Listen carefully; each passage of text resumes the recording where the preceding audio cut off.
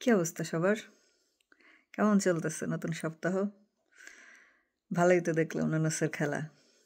আচ্ছা, আমি শুরুতে একটু পার্সোনাল কথাবার্তা বলে নেই।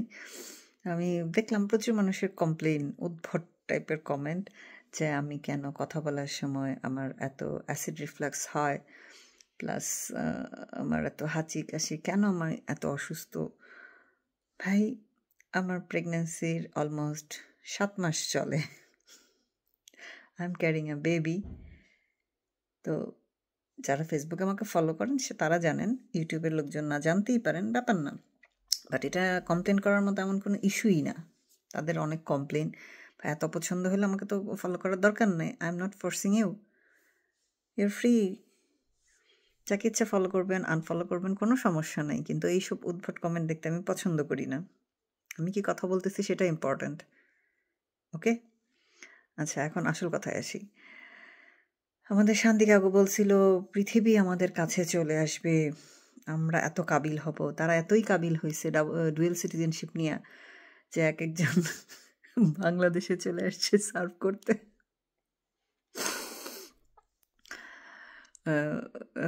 এই ব্যাপারটা মানে এত সুন্দর ক্লিক করে গেছে। পৃথিবীর কাছে আমাদের যাইতে হচ্ছে না, সবাই ডুয়েল সিটিজেনশিপ নিয়ে বাংলাদেশে চলে আসছে।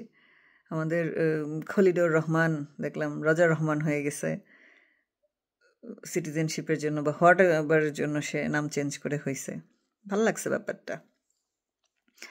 এইদিকে আবার সেভেন সিস্টার্সে যে ছিল প্রাণের আর আর কিছু প্রাণ আর কি যেন একটা কোম্পানি ছিল, ওখানে প্রচুর জিনিস রপ্তানি হইতো ইন্ডিয়াতে। তো সেটা অফ করে দিচ্ছে ইন্ডিয়া ল্যান্ড পোর্ট দিয়ে। এখন এটা আমাদের বাণিজ্য উপদেষ্টা বলছে এটাতে কোনো প্রভাব পড়বে না, অ্যাজ ইউজুয়াল চৌবাচ্চার পানি কমবে না। এদের কোনো কিছুতেই কোনো প্রভাব পড়ে না। ট্রান্সশিপমেন্ট বাতিল হইলেও কোনো সমস্যা নাই, ইন্ডিয়া আমাদের কাছ থেকে জিনিস কেনা বন্ধ করে দিলেও কোনো সমস্যা নেই, কারণ আমরা তারা ইন্ডিয়ার হাতে পায়ে ধরবেই। এই জন্যই এই ব্যাপারটা মানে আপনারা কীভাবে দেখতেছেন আমি জানি, আমার কাছে ভালো লাগতেছে।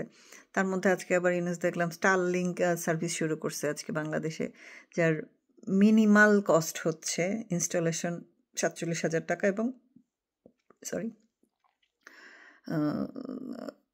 পার মান্থ প্যাকেজ হচ্ছে 4200 টাকা। মানে আপনি যদি সবচেয়ে কম দামি প্যাকেজও নেন তাহলে আপনার মাসে প্রায় 4,500 টাকার মতো গুনতে হবে। বাঙালি এই 30 টাকার এমবি ভরা বাঙালি খেয়ে এরকম 5,000 টাকা খরচ করে ইন্টারনেট চালাবে একটা ফান বানাই স্বামীর জন্য, রিলস বানানোর জন্য? আপনার কি মনে হয়? আমার তো মনে হয় না নিবে। তো এটা কার উপকার হবে? কার উপকারের জন্য আনতেছে? দেখেন, পলিটিক্স এখন এমন একটা জায়গায় আছে যেখানে আপনাকে নিউ অর্ডার, কন্ট্রোলড ও ক্যাওস এবং কালার রেভলিউশন সম্পর্কে জানতে হবে। যদি আপনি না জানেন তাহলে আপনার এখানে মতামত দেওয়া সাজে না, আপনি এখানে মতামত দিতে পারেন না। এখন বলেন যে আপনি আরেকজন কীভাবে বলতে পারেন ইয়েস আই ক্যান, কারণ তুমি যেটা সম্পর্কে ধারণাই রাখো না সেটা নিয়ে মন্তব্য করাটা তোমার সাজে না। তোমাকে সেটা নিয়ে যথেষ্ট নলেজ রাখতে হবে, নাহলে তুমি এটা নিয়ে মন্তব্য করো না। কারণ একটা পলিটিক্যাল মন্তব্য, একটা পলিটিক্যাল স্ট্যান্ড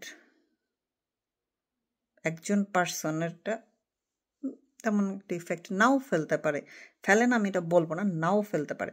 বাট যেখানে 5,000 মানুষের পলিটিক্যাল স্ট্যান্ড, যারা কিছুই বোঝে না, জাস্ট কালার দেখে খুশি হয়ে গেলাম, যেমন লাল কালার দেখে খুশি হয়ে গেলাম, খুশি হয়ে একাত্মতা জানায় ফেললাম, এটা হার্মফুল। যেটা এখন আপনারা বুঝতেছেন কিনা জানি না, হয়তো বুঝবেন না, কারণ অনুসের ম্যাজিকটা এরকম, কুয়ামারা খাওয়ার সময় খুব আরাম লাগে, পরে বোঝা যায় সুদানের ফোয়ায় কী করে রেখে গেছে। গ্রামীণ ব্যাংক খুব ভালো লাগে, কিন্তু পরে বোঝা যায় গ্রামীণ ব্যাংক কোন দিক দিয়ে ফুন্দে ফুন্দে বাস দিছে, পরে বুঝবেন, এখন বুঝবেন না। যেমন এই 9-10 মাসের সাফল্য দেখে আপনারা আপ্লুত হয়ে গেছেন। আমার এত ভালো লাগতেছে যে এই খুশিতে জাপান বাংলাদেশ, যে জাপানে যে নারিতায় ফ্লাইট ছিল বাংলাদেশ বিমানে, এটা অফ হয়ে গেছে। খুব ভালো না? থাইল্যান্ডও বাংলাদেশিদের এখন ভিসা দিতে চায় না, এতই ইন্টারন্যাশনাল প্লেয়ার সে। এটা দিয়ে তো আপনাদের প্রাউড হওয়া উচিত, গর্ব হওয়া উচিত, গর্বে গর্ভবতী হয়ে যাওয়া উচিত। আপনারা হচ্ছেন না কেন? মাঝখান দিয়ে আমি গর্ভবতী হয়ে বসে আছি। এই হইল জীবন।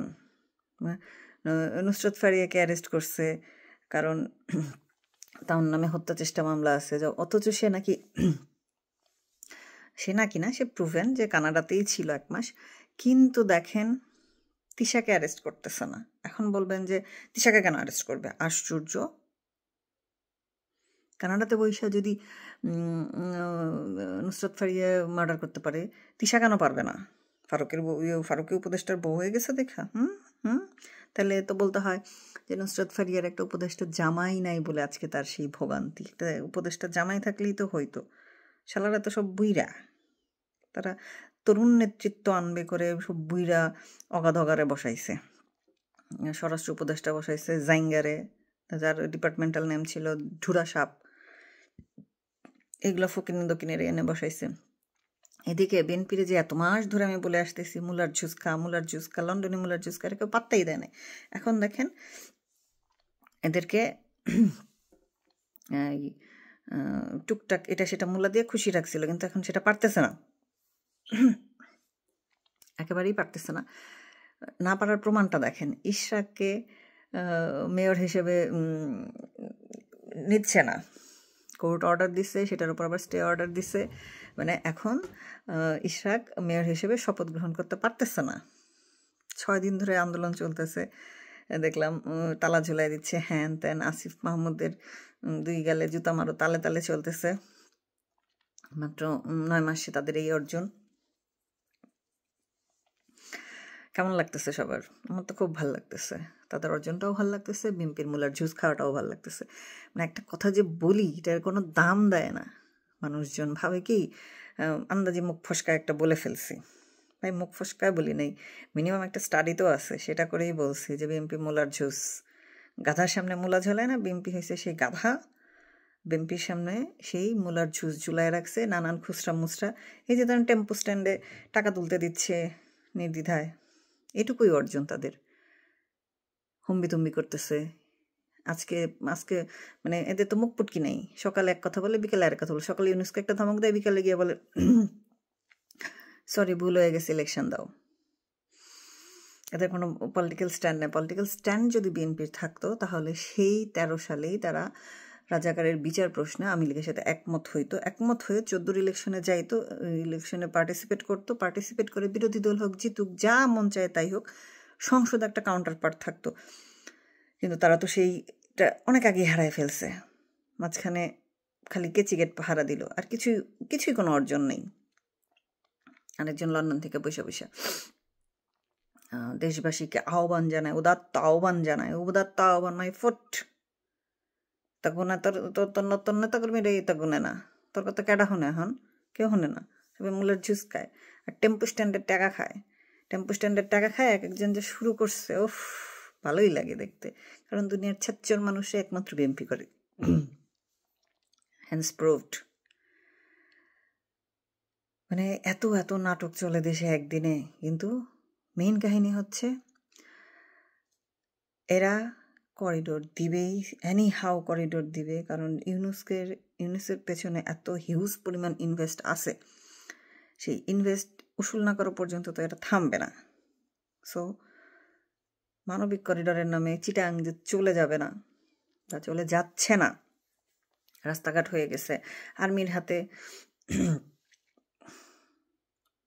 অ্যামিনিশন নেই, অ্যামিনিশন ছাড়া বেতের লাঠি দিয়ে আর্মি গেছে ওই এরিয়াতে, অথচ আরাকান আর্মি ঠিকই অ্যামিনিশন নিয়ে বাংলাদেশের টেরিটরিতে ঘুরে যায়। বাংলাদেশ আর্মি হাতে বেত দিয়ে পাঠানো হয়, তারপরেও তাদের কোনো লজ্জা শরম নেই। তারা নাচ্চা দিতে বেড়াইতেছে ফেসবুকে, তাদের নাচন কদন দেখি, সেলিব্রেশন দেখি, পার্টি দেখি, তারা খুবই হ্যাপি, কারণ তারা ইউএন মিশনে যাবে, কোটি কোটি টাকা কামাবে, সেই টাকা এসে ফুর্তি করবে, বিজনেস করবে, আর ফোলাফান গলা চিল্লায় বলবে শেখ হাসিনার বিচার চাই। ফোন নিয়ে চোদগুলা, এই বালগুলার আমি জীবনেও দেখতে পারতাম না, এখন তো আরও দেখতে পারি না। মানে এদের উপর কোনো সময় এরা ট্রাস্টওয়ার্দি না, এদের উপর ট্রাস্ট রাখা যায় না। আওয়ামী লীগেরও উচিত না এদের উপর ট্রাস্ট রাখা। এরা টোটালি অর্থলেস একটা ডিপার্টমেন্ট বাংলাদেশের। এদেরকে যতই খাওয়াও যতই পড়াও এরা বেইমানি করবেই। এরা হচ্ছে মির্জাফরের রক্ত ক্যারি করে। জানি না কীভাবে এরা সেটা ম্যানেজ করে, বাট এরা মির্জাফরের রক্ত ক্যারি করে এবং করতেছে এবং ফিউচারেও করবে। সো বাংলাদেশ করিডোর দিবে কি দিবে না এটা জনগণের দাবি হওয়া উচিত। জনগণ বুঝতেছে না, জনগণ খুশিতে আছে, খুশি যে কোন দিক দিয়ে যাচ্ছে কোন দিক দিয়ে আসছে, লুপ ছাড়া এটা আবার ওরা বুঝতেছে না। মানে বৃহত্তর একটা জনগোষ্ঠী যদি অশিক্ষিত মূর্খ চোদা হয়, তাদের কপালে এই ইউনুসের ফোন্দে বাঁশ দেওয়া ছাড়া আর কিছুই করার নেই। ইউনুস তাদের ফোন্দে বাঁশ দিবে, এটাই তারা ডিজার্ভ করে।